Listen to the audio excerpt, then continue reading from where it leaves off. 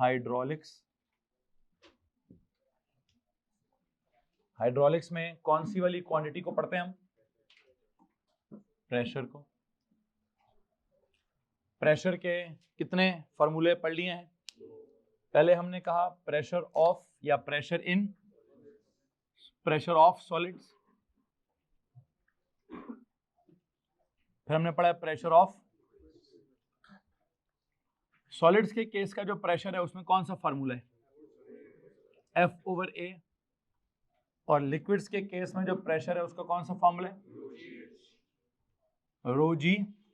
Can you please tell me rho g h किससे मिलता जुलता भी एक फॉर्मूला है?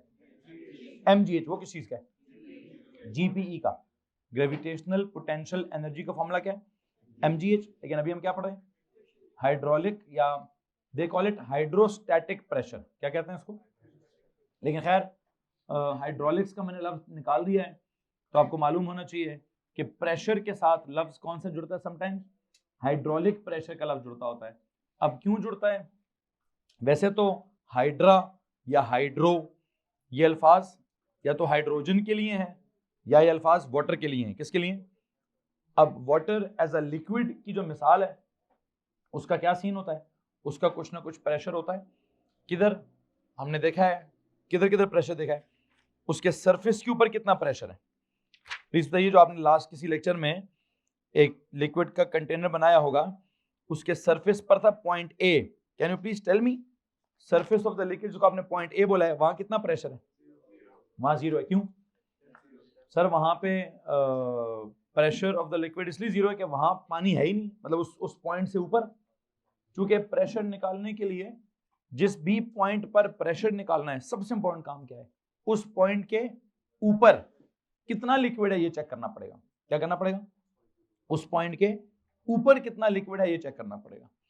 अगर उस पॉइंट के ऊपर लिक्विड की कोई डेप्थ या लिक्विड की कोई हाइट नहीं है, उसके ऊपर, याद रखना है, उससे जिस पॉइंट का जिक्र हो रहा है, जिस लेवल का जिक्र हो रहा है, उस लेवल से ऊपर कितना पानी है, उस लेवल से ऊपर पानी को क्या कहते हैं? Height of liquid column. क्या कहते हैं जी? समटाइम दे कॉल्ड क्या? या तो हाइट ऑफ लिक्विड कॉलम या उस पॉइंट की डेप्थ कितनी है।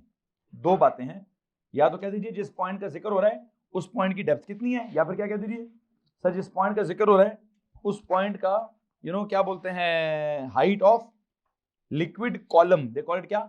हाइट ऑफ लिक्विड कॉलम, कि उससे ऊपर लिक्विड का जो कॉलम है उसकी क्या हाइट चल रही है, वो आपने निकालनी होती है। वो पता चल जाए तो उसके साथ क्या सीन है? उसके साथ डायरेक्ट प्रोपोर्शनैलिटी का सीन है। मैम उन्हें बोले ये इस फॉन्ट में नहीं चाहिए, इस फॉन्ट में भी नहीं चाहिए, इस फॉर्मेट में भी नहीं चाहिए, मुझे इसका फॉन्ट शॉन्ट इसको इम्प्रूव करके दें मुझे। क्या बात हो रही है जी? जैसे जैसे मैंने देखा कि बी पे गए, फिर सी पे गए, फिर डी पे गए, नीचे जा रहे थे ना, नीचे जाने से क्या हो रहा था? जैसे जैसे नीचे जा रहे थे हाइट या डेप्थ ज्यादा होती जा रही थी, तो प्रेशर भी क्या होना चाहिए था? प्रेशर भी ज्यादा होना चाहिए था। ऑब्जर्व कैसे होता था कि प्रेशर ज्यादा हो रहा है? हमने वहां पे छोटे छोटे सुराख करना स्टार्ट कर दिए। तो मैंने कहा जी वाटर का जो जेट निकलेगा बाहर, कहां से ज्यादा आगे तक जाता था, या कहां से ज्यादा प्रेशर से पानी बाहर निकलता था? जितना सुराख नीचे की तरफ था वहां से पानी उतना ज्यादा प्रेशर से बाहर निकल रहा था। क्या यहां तक किसी को परेशानी है जी? एनीवन? सो आई थिंक ये बात मैंने आपको कहीं सिखाई है। और आप रिसेंटली क्या कर रहे थे? फिर हमने एक और जुमला भी लिखा। एक तो हमने कहा प्रेशर इंक्रीजेस विद डेप्थ, एक हमारा कॉन्सेप्ट ये था कि प्रेशर ऑफ द लिक्विड जो है वो इट इंक्रीजेस विद डेप्थ। फिर एक और कॉन्सेप्ट क्या था कि प्रेशर जो है वो क्या करता है? It acts in every direction. तो क्या होता है? It's a scalar quantity. और जब वो एक्ट्स इन एवरी डायरेक्शन वाला कॉन्सेप्ट मैंने ड्रॉ किया तो मुझे लगता है मैं वहां से ए लेवल में निकल गया था।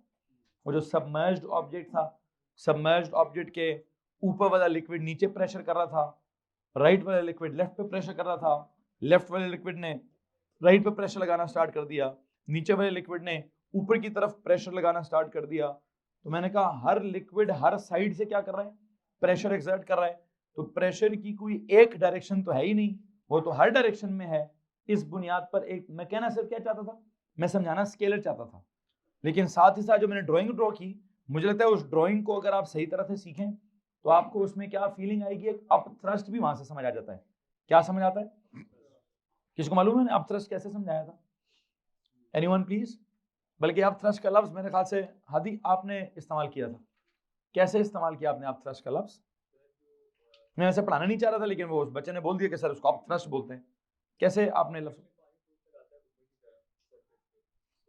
क्यों लगाता है? वो कहता है सर किसी भी ऑब्जेक्ट को जब वो फुली सबमर्ज्ड होता है इन वाटर, तो वाटर उसके ऊपर एक अपवर्ड फोर्स लगाता है। दे कॉल इट क्या? They call it up thrust. मान लिया। क्यों लगाता है पानी ऊपर की तरफ फोर्स? जी हाँ, असल में साइडों वाले प्रेशर्स क्या होते हैं? बैलेंस्ड होते हैं, तो कैंसिल कर जाते हैं। लेकिन ऊपर से जो नीचे वाला प्रेशर है वो कम है, नीचे से जो ऊपर वाला प्रेशर है वो ज्यादा है, तो क्या होता है? तो फिर नीचे वाला प्रेशर अगर ज्यादा है तो उसकी वजह से क्या एक्सर्ट होती है? उस प्रेशर की वजह से क्या होता है? फोर्स ऊपर की तरफ एक्ट होती है। क्या इसमें किसी को परेशानी है? और उस फोर्स का नाम क्या होता है? उस फोर्स का नाम जो है वो अप थ्रस्ट है। लेकिन अप थ्रस्ट की जो फर्दर डिटेल है वो किधर है? वो ओ लेवल में नहीं है बच्चों। अप थ्रस्ट की जो फर्दर डिटेल है वो ए लेवल के अंदर है। इसलिए मैं इस टॉपिक में मजीद नहीं जाना चाहता हूँ। किसी को मसला तो नहीं इस बात से? ओके। आपने एक सवाल सॉल्व किया है लास्ट लेक्चर में, calculate the pressure exerted by the water at a depth of क्या? At a depth of 10 metre. 10 metre की डेप्थ पे आपने एक प्रेशर निकाला, कितना निकला? 100 किलो पास्कल। कितना निकला जी? आप उसके आगे भी कोई न्यूमेरिकल लिखना चाह रहे थे? क्या लिखा भाई जी? चले जी, एक और सवाल लिखिए जी। Calculate the height of mercury column.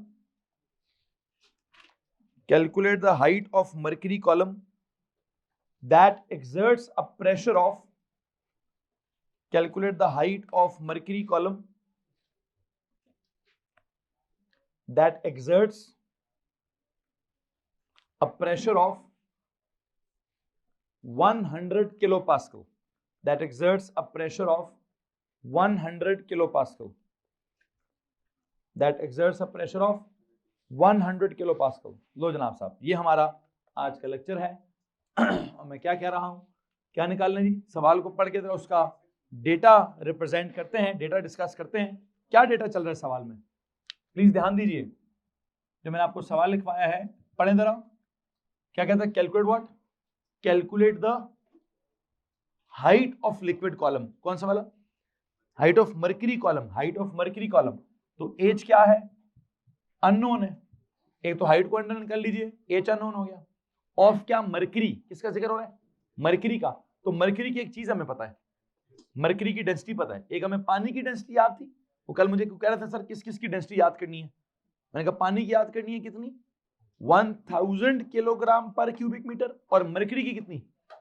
13600 kilogram पर क्यूबिक मीटर। तो आपको मर्करी का अगर उसने जिक्र किया है तो यू शुड नो मर्करी की।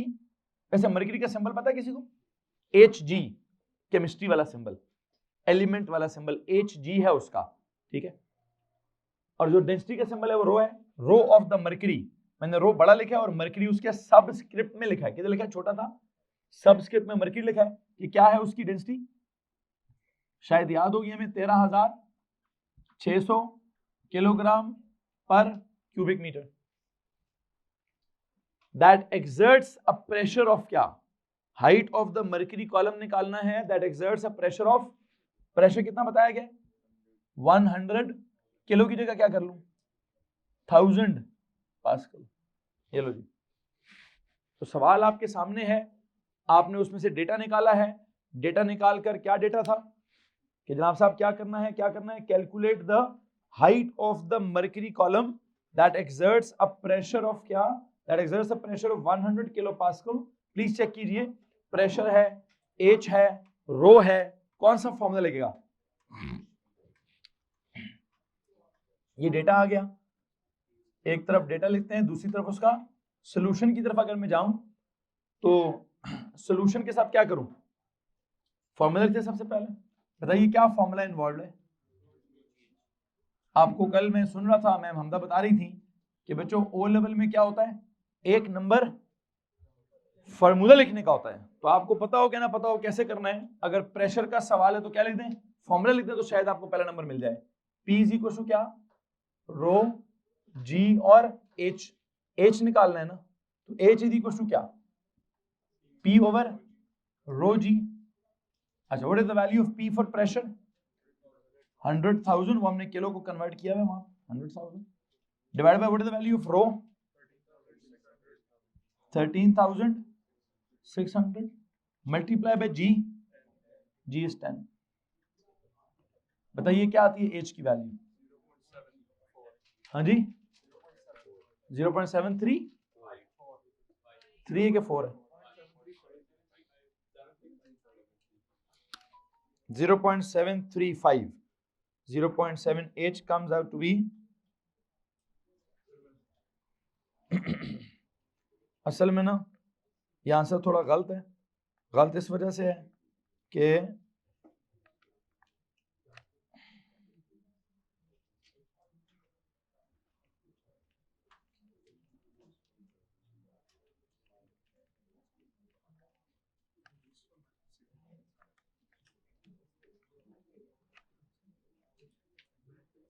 हाँ जी सुनो भाई, जब आप ये वाली वैल्यूज पुट करते हैं तो आपके पास आंसर कितना आता है? 0.735. ओके, जिसको आप राउंड करेंगे तो क्या होगा? 0.74 मीटर। लेकिन आपकी इतला के लिए अर्ज है, जिस वैल्यू का मैंने दिमाग में रटा मारा हुआ है वो वैल्यू 0.76 है। क्या है ये जो वैल्यू? मुझे लगता है क्या होनी चाहिए? 0.76 होनी चाहिए। पता है मेरा आंसर गलत क्यों आ रहा है?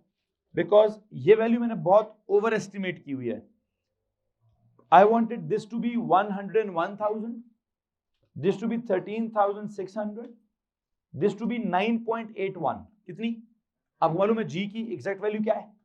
G की एग्जैक्ट वैल्यू 10 नहीं है, वो तो राउंडेड वैल्यू है 10। एग्जैक्ट वैल्यू क्या है? एग्जैक्ट वैल्यू 9.81 है। और ये जो 100,000 है, मैं असल में इसको क्या करना, बल्कि काम करें, एक काम करें जी, पहले आप ऐसे भी सॉल्व कर लें, ऐसे भी सॉल्व कर लें, और फिर सवाल थोड़ा सा चेंज कर लें, सवाल थोड़ा सा चेंज कर लें। मैं 100,000 की बजाय 101,000 की बात कर लेता हूं। 101 की बात कर लेता हूं, बल्कि कुछ नहीं छेड़ता, जो चल रहा है वैसे ही चलाता हूं। मैं एक और सवाल लिख देता हूं। कैलकुलेट द, एक और सवाल लिखेंगे,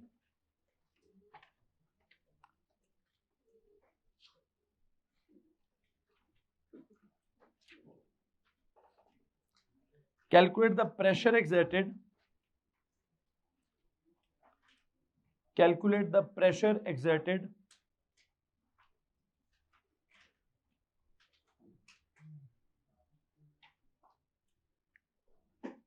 by 76 centimetre high column of mercury. ये लिखिए, calculate the pressure exerted by, क्या लिखा है जी? Calculate the pressure exerted by 76 centimetre high column, high के बाद क्या लिखा है? High column of mercury. 76 centimetre high column of mercury, 76 centimetre high column of mercury. लो जी, इसके अंदर क्या डेटा निकालें, जरा क्या निकालना है? पहले डेटा लिखें, पहले लिखें जी सवाल का डेटा क्या है, क्या निकालना है? Calculate the what, calculate the what? The pressure, underline the word pressure. सबसे पहले प्रेशर का वर्ड अंडरलाइन करेंगे, सबसे पहले कौन सा वर्ड अंडरलाइन करें? प्रेशर। फिर एक्सर्टेड बाय क्या?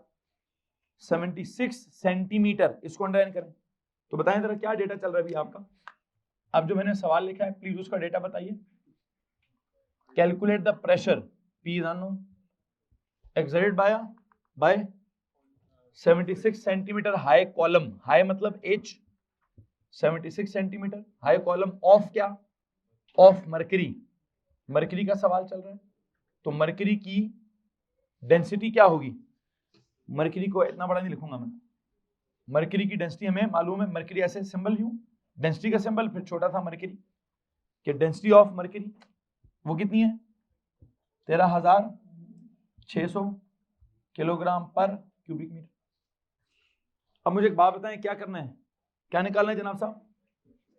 सर जी हमें उसका प्रेशर निकालना है। बताइए प्रेशर का फॉर्मूला क्या लगाऊं? Rho g h. What is the value of rho? 13,600। What is the value of g? वैसे एक सवाल बताएं, ये जो 13,600 ये वाली चीज चल रही है, यू नो कितने सिग्निफिकेंट फिगर्स पर है? 3। कितने सिग्निफिकेंट फिगर्स पर है? 3। और मैं जी को राउंड करूंगा तो जी क्या है? 10। वो कितने सिग्निफिकेंट फिगर्स पर है? 1। चलो कोई बात नहीं, फिर मैं आंसर भी क्या करूंगा? फिर मैं आंसर भी least number of significant figures पर राउंड करूंगा। अपने बात याद रखनी है, मैं आपको मालूम है वो लेवल में जी हम इतना एग्जैक्ट नहीं लेते, 10 के साथ ही चलाते हैं। 10 ही लें यार। हाइट बता दें कितनी लेनी है? 76 लेनी है। 76 सेंटीमीटर है। क्या है? इधर ध्यान देंगे, इधर ध्यान देंगे, इधर ध्यान देंगे। हाथ उठो वहां से, उधर जाके खड़ा हो भाई। दरम्यान से उठो वहां से, उधर जाके खड़ा हो। हाइट कितनी लगी जनाब साहब? 76 सेंटीमीटर है। उस सेंटीमीटर का क्या करूं? सेंटी की जगह क्या लिख दूं? नहीं, मीटर की जगह मीटर लिखूंगा। सेंटी की जगह क्या लिखूं? या तो डिवाइड बाय 100, या मैंने कल कुछ लिखा था 10 पावर -2। तो what if I tell you कि मैं 76 लिखता हूं, फिर बल्कि यहीं पे कन्वर्ट कर लेते हैं। 76 सेंटी की जगह क्या? 10 पावर -2 मीटर। किसी को मसला तो नहीं है इस बात से? 10 पावर -2 मीटर इनटू क्या? 10 पावर -2। आई होप आपको वैल्यूज पता है सारी। कैलकुलेटर भी होगा आपके पास। Put the values and get the answer please. 103,360 ये ओके जी, पास को। अब ये कितने सिग्निफिकेंट फिगर्स हैं? ये तो 1 2 3 4 5, कम से कम 5 तो हैं। इस वाले जीरो को सिग्निफिकेंट कहते हो कि नहीं कहते हो? ये बाकी तो लेकिन मैंने आपको कल क्या कहा था कि सवाल के डेटा में इसमें कितनी सिग्निफिकेंट फिगर्स हैं? 3। इसमें कितनी है? जी में कितनी है? 1। तो क्या करूं? Always round the answer correct to least significant figures used in the question. तो जो लीस्ट सिग्निफिकेंट फिगर्स हैं वो किसमें? जी में। दैट इज क्या? 1। तो 1 सिग्निफिकेंट फिगर पर राउंड करने जी। इसको क्या राउंड करूं? मतलब मुझे यहां तक राउंडिंग करनी है, तो इसका क्या करूं? ये 5 से बड़ा, तो यहां कुछ भी ऐड। ये वाला भी 5 से बड़ा, तो यहां कुछ भी ऐड। सर बस सिंपल है। फिर मैं इसको क्या कर देता हूं? 100,000 पास्कल पे राउंड कर देता हूं। यहां तक अगर किसी के पास कोई परेशानी है तो प्लीज हाथ खड़ा कर दो। एनीवन जी?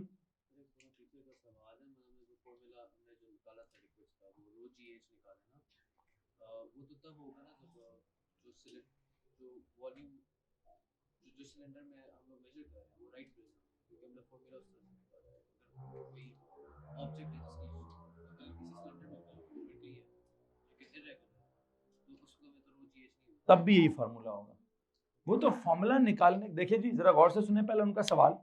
वो कहते हैं सर ये फॉर्मूला आपने किसी एक पर्टिकुलर सिचुएशन के लिए निकाला है। नो, आपको समझाया किसी एक पर्टिकुलर सिचुएशन से है। अल्टीमेटली यही फॉर्मूला लिक्विड्स का। चाहे तो आप टैंक जो है वो बीकर का लें, चाहे आप जो है वो ट्यूब लें, चाहे आप सिलेंडर लें, चाहे आप रेगुलर लें, चाहे आप इरेगुलर लें, density of a liquid ultimately उसकी density, sorry pressure of the liquid ultimately किस पे डिपेंड करता है? On the density of the liquid, on the depth of the liquid and on the gravitational field strength. अब चाहे इस फॉर्मूले में आपको शेप नजर आ रही है, शेप का तो सब कोई ताल्लुक नहीं है, ठीक है। इस फॉर्मूले में सीधा सीधा लिक्विड के 3 कैरेक्टर्स लिखे हुए हैं। पहला क्या? उसकी डेंसिटी ज्यादा होगी तो उसकी बेस पे प्रेशर ज्यादा होगा। नंबर 2, उसकी डेप्थ जितनी ज्यादा होगी उसका प्रेशर उतना ज्यादा होगा। एंड नंबर 3 जी। सर जी तो ऐसे ही कांस्टेंट है, जी थोड़ी ज्यादा होता है। जी कांस्टेंट, उसको कांस्टेंट के हिसाब से ट्रीट करें। हाँ, अब आपका जो सवाल था सर ड्राइव आपने किया है फॉर अ सिलेंडर, तो वो वहां में जरा काम को आसान करना चाहता था बेस। चलो एक काम करते हैं, मैं कहता हूं जी मैंने किसी शेप को नहीं देखना, मैंने किसी शेप को नहीं देखना, मैंने यहीं से ड्राइव करना है। अब बताओ फोर्स की जगह क्या लिखूं? वेट। जो मर्जी शेप है, जितनी फोर्स होगी उसकी जगह क्या लिखूंगा मैं? वेट। ओके। ओवर क्या? वेट की जगह क्या लिखूंगा? mg। ओवर क्या? m की जगह क्या लिखूंगा? mass density is equals to mass over volume, mass is equals to density into volume। Okay. अब वॉल्यूम का जो जनरल फार्मूला है वो क्या है? Area into height. जनरल है ना ये वाला, ठीक है। If it is generally area into height over क्या? एरिया, तो ये वाला एरिया क्या क्या हो गया, पीछे बच गया ना वो, तो अब तो मैंने कोई शेप भी नहीं बनाई, तो मैं समझाने के लिए शेप बनाई थी। अदरवाइज वेट को फोर्स को रिप्लेस करना है किससे, वेट से, वेट को रिप्लेस करना होता किससे, mg से, m को रिप्लेस करना होता किससे, रो v से, v को किससे रिप्लेस करना होता है, जनरली एरिया इनटू हाइट से, ऊपर वाला नीचे एरिया और नीचे वाला एरिया कट, तो क्या बचता है, तो जरूरी तो नहीं कि ये उस स्पेसिफिक सिचुएशन का, ये जनरल है, for every liquid the formula is क्या, रो जी एच, ठीक है, rho is what, the density of the liquid, g is what, the gravitational field strength, and h is what, the depth of the liquid, कि जिस point पर आपने pressure निकालना है उससे ऊपर कितनी हाइट है और उससे ऊपर कितनी डेप्थ है, ठीक है जी, योर क्वेश्चन।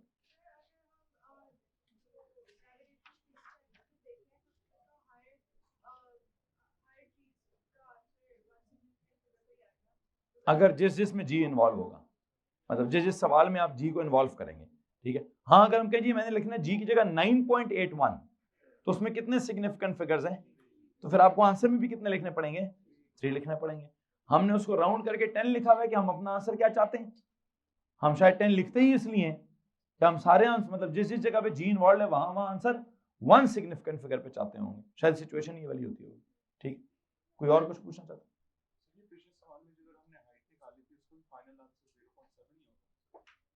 हाँ असल में वहां भी यही था, ठीक है, लेकिन बहरहाल मैं इस वक्त आपको ये बताना चाहता हूं कि जो आपका पहला सवाल और तीसरा सवाल है उसको जरा चेक कर लीजिए। पहले सवाल में आपने 100 किलो पास्कल प्रेशर किसका निकाला है, कितने पानी का, पानी की कितनी डेप्थ थी, तो 100 किलो पास्कल आया था, 10 मीटर, कितने मीटर, और आई होप आपको अंदाजा होगा 10 मीटर कितना होता है, कितना होता है, 3 मंजिला इमारत, कितनी, 3 मंजिला बिल्डिंग जो है उसकी हाइट 10 मीटर होती है, इतना डीप पानी होगा तो क्या होगा, तो होगा 100 किलो पास्कल। मरकरी के केस में कितनी डेप्थ चाहिए, कितनी, 0.76, मतलब 76 सेंटीमीटर, जस्ट कितना, ऑलमोस्ट इतना, मतलब अगर आपका मरकरी का इतना बड़ा टब है तो उस टब के बेस पर क्या प्रेशर होगा, कितना टब होना चाहिए, कितना टब होना चाहिए बच्चों, जस्ट कितना, 76 सेंटीमीटर, ऑलमोस्ट इतना, चूंकि 100 सेंटीमीटर इतना होता है ना, तो 76 इतना हो जाएगा, इतना इतना यूं करके मरकरी का टब ले लें, और अगर उसमें मरकरी की हाइट इतनी है तो इस पॉइंट पर प्रेशर क्या होगा, इस पॉइंट पर प्रेशर, क्यों, एक तरफ पानी की 3 मंजिलें और मरकरी का बस इतना सा, हाँ क्यों सर जी, पानी जो है ना वो बड़ा लेस डेंस है, मरकरी जो है ना वो बहुत हाईली डेंस्ड है, कितना हाईली डेंस्ड है, पानी की डेंसिटी थी 1000 किलोग्राम पर क्यूबिक मीटर, मरकरी की कितनी, 13,600 किलोग्राम पर क्यूबिक मीटर, तो अगर उसकी डेंसिटी 13 कितने टाइम ज्यादा होगी, 13.6 टाइम्स, कितने टाइम्स, तो अगर उसकी डेंसिटी 13.6 टाइम ज्यादा है तो उसकी depth required for the same pressure क्या होगी, 13.6 टाइम्स कम होगी, मतलब उसकी डेंसिटी अगर ज्यादा है तो उसकी डेप्थ कितनी रिक्वायर्ड होगी, प्रेशर उतना ही डेवलप करने के लिए, आई थिंक बल्कि काम करते हैं। अगर आप एच को इसी आपने लिखना नहीं, सिर्फ सुनना है, अगर आप डेप्थ को रिलेट करते हैं, डेप्थ का फॉर्मूला बनाते हैं, पी ओवर क्या बन जाएगा, रो जी, जी क्या कर लूं, कांस्टेंट, अगर आप चाहते हैं सर जी हमें प्रेशर भी 100 किलो ही करना है, प्रेशर कितना करना है उसको भी फिक्स कर लें, कर लिया, तो जो फिक्स चीजें होती हैं वो क्या होती हैं, कैंसिल, पीछे एच का और रो का क्या सीन है, इनवर्स प्रोपोर्शन, तो अगर किसी लिक्विड की डेंसिटी ज्यादा होगी तो उसकी हाइट रिक्वायर्ड कम होगी, फॉर द सेम प्रेशर उसकी हाइट रिक्वायर्ड कम होगी, तो देखें ना मरकरी की डेंसिटी क्या है, ज्यादा है, वैसे कितने टाइम ज्यादा है, 13.6 टाइम ज्यादा है, तो उसकी हाइट रिक्वायर्ड क्या होगी, 13.6 टाइम्स कम होगी, किससे, पानी की कितनी हाइट थी, तो 10 मीटर को जरा 13.6 से डिवाइड करें, 10 मीटर को प्लीज जरा 13.6 से डिवाइड करें, 0.76 आ रहा है कि नहीं आ रहा, 76 आ रहा है, कुछ और आ रहा है, 735, मतलब ऑलमोस्ट उतना ही है वो जो मैं कहना चाह रहा हूं। मुसीबत ये है, जो मैं समझाना चाह रहा हूं वो क्या कॉन्सेप्ट है कि सर जी प्रेशर का जो दूसरा फॉर्मूला है रो जी एच, उसमें क्या सिचुएशन चल रही है, ग्रेटर द, मतलब उसमें एक कॉन्सेप्ट रो है और एक कॉन्सेप्ट एच है, रो किसी लिक्विड का ज्यादा होगा तो उसकी बेस पर प्रेशर भी ज्यादा होगा, एच का क्या कॉन्सेप्ट है, जितना हाइट ज्यादा होगी उतना प्रेशर भी ज्यादा होगा। जी क्या है? जी कांस्टेंट है। बाकी आपने बेटा फॉर्मूला याद करना होता है, सवाल की मर्जी है क्या बताता है क्या पूछता है। फॉर्मूला याद हो तो बंदा कुछ भी कर सकता है। फॉर्मूला क्या है? P is equal to rho g h. Solids के केस में क्या था? प्रेशर इज इक्वल टू क्या? Force over area. और ये लिक्विड्स के केस में क्या क्या फॉर्मूला आ गया? रो जी एच। और ये रो जी एच निकला कहां से है? सर निकला ये भी फोर्स ओवर एरिया से ही है, निकला ये भी फोर्स ओवर। इसमें किसी को मसला तो नहीं है? एनीवन? ओके जनाब साहब। तो मुझे लगता है कि प्रेशर ऑफ सॉलिड्स हो गया, फिर प्रेशर ऑफ लिक्विड्स हो गया। अब क्या करना चाहिए? अब करना चाहिए प्रेशर ऑफ गैस का टॉपिक डेवलप करना चाहिए। एक काम कीजिए, प्लीज हेडिंग दीजिए प्रेशर ऑफ गैस या प्रेशर इन गैस, जो भी। इमरान जरा ये बोर्ड मिटवा दें यार। डेंसिटी की आपस में क्या प्रोपोर्शनैलिटी है? आप बताइए क्या है? क्या है? इनवर्स। कब? ऑलवेज। जब P और H क्या है? वो कांस्टेंट है।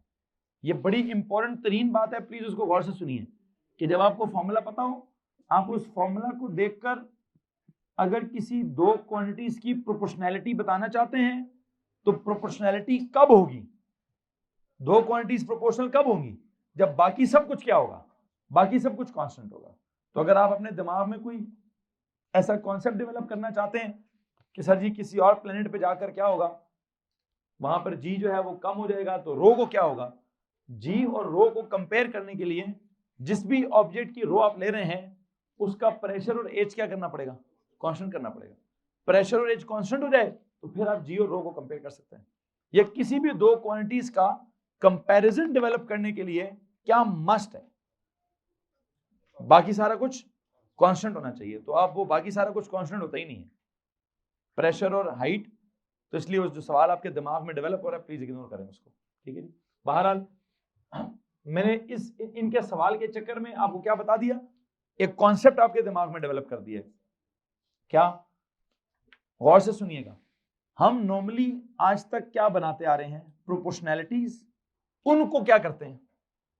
उनको जब इक्वालिटी में कन्वर्ट करते हैं तो क्या होता है? कांस्टेंट अपेयर होता है। क्या होता है?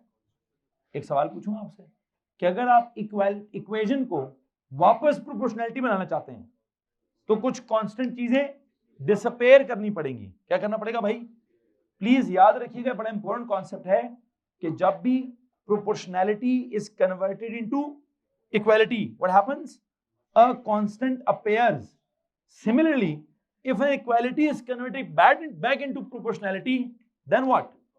Then the constant would. और अगर मैं कहूं जी यहाँ चार क्वांटिटीज हैं and you want to relate two quantities, then the other two must be क्या? They must be constants, and you have so that you can ignore them or you can disappear them. फिर ही जाके दो चीजों का proportion बनेगा ना। तो अब आपने अब ये इस तरह से सवाल पूछता कब है, कब नहीं पूछता, ये तो जब हम सिलेबस एंड करेंगे तो कहीं ना कहीं पास्ट पेपरों में किसी न किसी टॉपिक को लेकर इस तरह का सवाल है। किस तरह का सवाल? कि जिसमें क्या हो रहा हो। मुझे ना बड़ी अजीब सी एग्जांपल दिमाग में आ रही है। आपने पिछले चैप्टर में, एनर्जी वाले चैप्टर में, इलेक्ट्रिकल एनर्जी के कुछ फार्मूले पढ़े हैं। उन इलेक्ट्रिकल एनर्जी के फार्मूलों में मुझे दो फार्मूले बड़े अजीब लगते हैं। जब मैं आपकी उम्र में था तो मुझे बड़े लंबे अरसे तक उन फार्मूलों का सेंस ही समझ नहीं आ रहा था। मैं आपसे पूछना चाहूंगा कि उनका सेंस क्या है। मैं आपके सवाल से उधर पहुंचना चाह रहा हूं। एक इलेक्ट्रिकल एनर्जी का फॉर्मूला है I² RT और एक इलेक्ट्रिकल एनर्जी का फॉर्मूला था V² R × T। अब अगर मैं आपसे पूछूं कि इलेक्ट्रिकल एनर्जी का रेजिस्टेंस के साथ क्या ताल्लुक है, इस फार्मूले के मुताबिक डायरेक्टली, उस फार्मूले के मुताबिक how on earth is this possible? कि एक फार्मूला कहता है डायरेक्ट प्रोपोर्शन है, दूसरा कहता है इनवर्स प्रोपोर्शन है। सोचे मेरी शक्ल नहीं देखनी, तो देखना मेरी शक्ल में जवाब नहीं लिखा हो, ठीक है जी। किसी के दिमाग में अगर कोई जवाब डेवलप होता है, मेरा सवाल है हाउ इज दिस पॉसिबल कि इलेक्ट्रिकल एनर्जी रेजिस्टेंस के साथ डायरेक्ट प्रोपोर्शन भी हो और वही एनर्जी उसी रेजिस्टेंस के साथ इनवर्स प्रोपोर्शन भी हो। ये क्या मजाक है यार, एक फॉर्मूला कहते हैं डायरेक्ट प्रोपोर्शन है, एक फॉर्मूला कहते हैं इनवर्स प्रोपोर्शन है। मतलब मैं जब आपकी उम्र का था तो मेरी जिंदगी का सबसे बड़ा सवाल था ये, मतलब मैं बड़ा परेशान होता था यार ये क्या बकवास चल रही है कि डायरेक्ट प्रोपोर्शन मतलब एनर्जी और रेजिस्टेंस अगर डायरेक्टली प्रोपोर्शनल है तो पूरी जिंदगी डायरेक्टली प्रोपोर्शनल होनी चाहिए। ये इनवर्सली प्रोपोर्शनल का सीन कहां से आ गया है, ठीक है जी। और दुख की बात है मुझे साल डेढ़ साल तक कोई टीचर समझा ही नहीं पाया। जब मैं पूछता था यार ये क्या सीन है, वो उन बेचारों को खुद ही नहीं पता होता था क्या सीन है, ठीक है।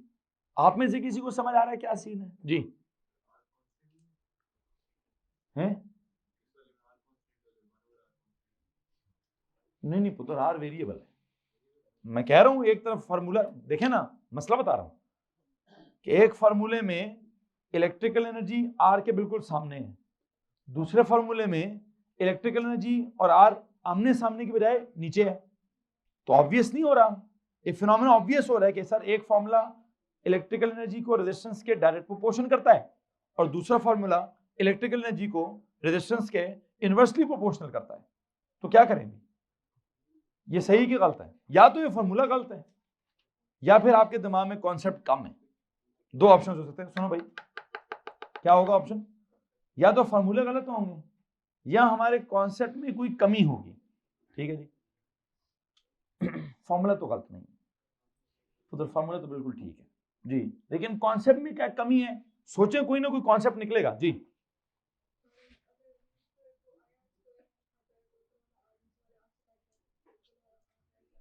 फार्मूले ठीक है, सही कह रहे हो आप, फार्मूले बिल्कुल ठीक है। नहीं नहीं नहीं, इधर इधर डायरेक्ट है उधर इनवर्स है। मैं फॉर्मूला नहीं चेंज करना चाहता, नो चेंज नहीं करूंगा। ये कहीं ना कहीं से ड्राइव ही किए हैं, कहीं ना कहीं से निकाले। अगर आपको याद हो तो हमने वो पहले क्या लिखा था, वी क्यू, वो क्यू की जगह पहले हमने आई टी लिखा होगा, फिर वी की जगह आई आर लिख दिया होगा, या आई की जगह वी ओवर आर लिख दिया होगा। तो फॉर्मूले हमने बनाए कहीं ना कहीं से, मैं कर चुका हूं ना पहले से, मैं करके एक फॉर्मूला बना चुका हूं ना। मतलब इससे पहले क्या कॉन्सेप्ट था, इससे पहले एक्चुअल में इलेक्ट्रिकल एनर्जी क्या थी, वी क्यू, फिर इलेक्ट्रिकल एनर्जी का फॉर्मूला क्या हो गया, क्यू की जगह क्या, आई टी, फिर हमने वी की जगह क्या लिखा, यहां आप वी की जगह क्या लिख लें, I R into I T, ये बन जाता है। और फिर यहां क्या करें,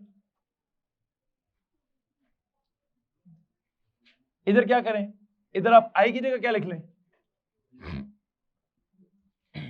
तो ये बन जाता है।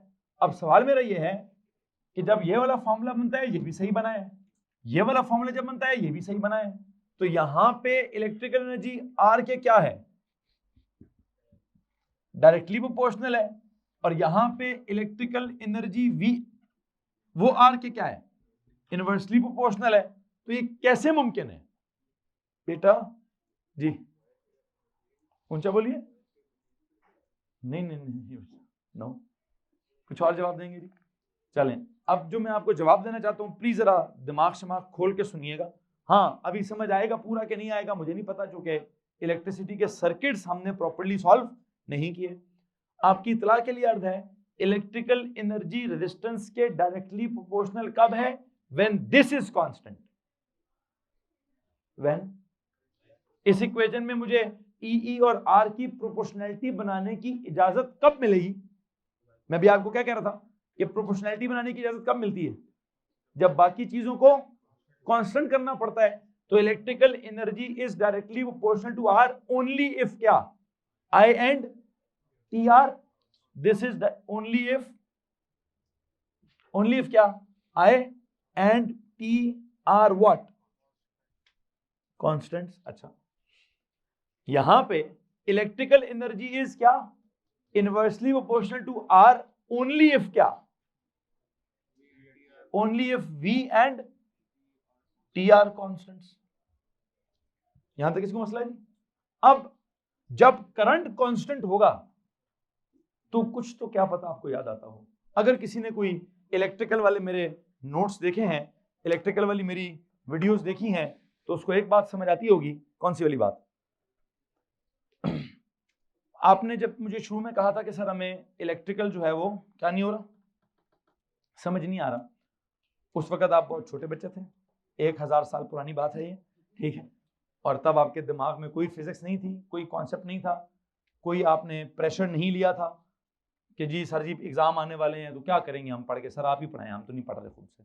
तो असल में ये वजह थी जिस वजह से आपको क्या हुआ, आपको समझ नहीं आया। ठीक है, अब तो मैंने, अब आप प्रेशर लें कि ना लें, मैंने प्रेशर पढ़ा दिया है। जब मैं प्रेशर पढ़ा देता हूं तो उसके बाद हर बंदे को प्रेशर लेना है। आपको प्रेशर लेना पड़ेगा किस चीज का, महीने 1.5-2 महीने के बाद आपके एग्जाम का प्रेशर है, तो आपको उस प्रेशर में क्या करना पड़ेगा, मैं दोबारा एक होमवर्क असाइन कर रहा हूं। पूछें क्या, आप उस इलेक्ट्रिकल फिजिक्स को आप दोबारा देखेंगे। ठीक है जी, अब क्या करेंगे भाईजान, आप उस इलेक्ट्रिकल फिजिक्स को आप दोबारा सुनेंगे, दोबारा समझने की कोशिश करेंगे। उसमें से कितनी चीजें जो आपको मैंने समझा दी हैं।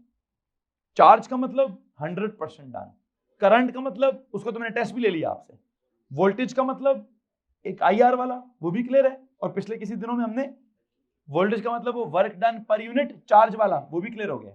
उसमें से इलेक्ट्रिकल एनर्जी की इक्वेशनें वो ही बना दी हैं, इलेक्ट्रिकल पावर की इक्वेशनें क्या रह गए, इलेक्ट्रिकल सर्किट्स रह गए। क्या रह गया भाई, तो अब आपसे गुजारिश की जाती है कि आपने क्या करना है, आपने अपने वो इलेक्ट्रिकल वाला जो मैंने लिंक भेजा हुआ है, मैं एक दफ़ा दोबारा आपको भेज दूंगा, उस लिंक में से क्या कीजिएगा, उस लिंक को आपने पढ़ना है, सुनना है, समझना है, लिखना है, सारा कुछ करना है। मेरा जब ये वाला मैकेनिकल फिजिक्स यहाँ से ख़त्म होगा तो मैं आगे क्या कराऊंगा जी, आई थिंक मैं पहले थर्मल कराऊंगा। क्या कराऊंगा जी, थर्मल फिजिक्स कराऊंगा।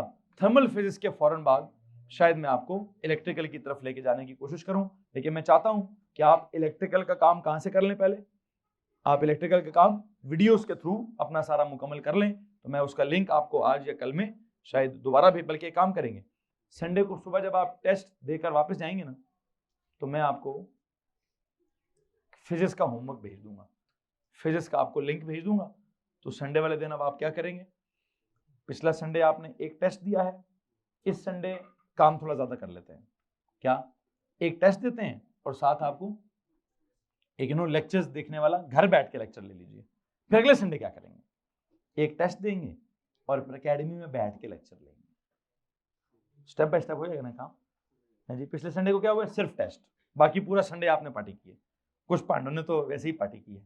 ठीक है, सो इस संडे को क्या होगा, सुबह दें टेस्ट, टेस्ट के फौरन बाद आप बेशक घर चले जाएं, घर जाकर आपको मैंने ऑनलाइन लेक्चर्स का एक लिंक भेजा होगा, उसको आपने घर में बैठकर इलेक्ट्रिकल फिजिक्स के लेक्चर्स को नोट करना है। ठीक है, और फिर जो अगला वाला संडे है उस संडे में क्या करेंगे, ऑफिशियली प्रॉपर्ली पूरी फुल फ्लेज में, जैसे नॉर्मल दिन में क्लास लेता होता हूँ, नॉर्मल दिन में क्लास लूंगा जनाब साहब।